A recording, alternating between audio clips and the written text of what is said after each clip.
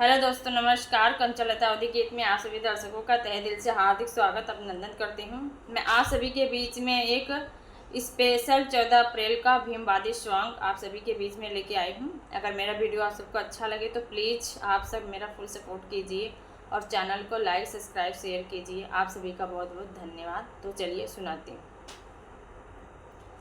कलमिया के तीर हो कलमिया के तीर, बाबा मर चलवल कलमिया के तीर। अरे बाबा मर चलवल कलमिया के तीर। कलमिया के तीर हो कलमिया के तीर, बाबा मर चलवल कलमिया के तीर। अरे साहब हो चलवल कलमिया के तीर। वही हो कलमिया से लिखे संविधानमा, लिखे संविधानमा हो लिखे संविधानमा। सबके दियावल हो है सामनामा, है सामनामा हो है सामनामा। अरे सही के बड़ा पीर हो सही के बड़ा पीर, बाबा मोर चलवल कलमिया के तीर। अरे बाबा मोर चलवल कलमिया के तीर।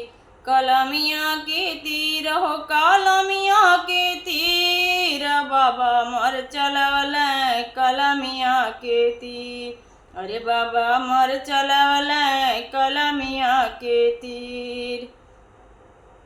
चांदवा से कमा नहीं साहब के सूरतिया, साहब के सूरतिया हो साहब के सूरतिया। चांदवा से कमा नहीं साहब के सूरतिया। दिल में बसल बाबा साहेब के मूर्तिया, दिल में बसल बाबा साहेब के मूर्तिया। हो बानवल तकदीर, हो बानवल तकदीर, बाबा मर चलवल कलमिया के तीर। अरे बाबा मर चलवल हो कलमिया के तीर। कलमिया के तीर हो कलमिया के तीर, बाबा मर चलवल कलमिया के तीर। अरे बाबा मर चलवल कलमिया के तीर। जवन दिना भैल साहब के जनमवा, साहब के जनमवा हो साहब के जनमवा। देशवा के खातिर रहे उह सुबह दिनवा, उह सुबह दिनवा हो उह सुबह दिनवा। अरे तरल जनजीर हो तरल जनजीर, बाबा मोर चलवल कलमिया के तीर। अरे साहब जी चलवल कलमिया के तीर।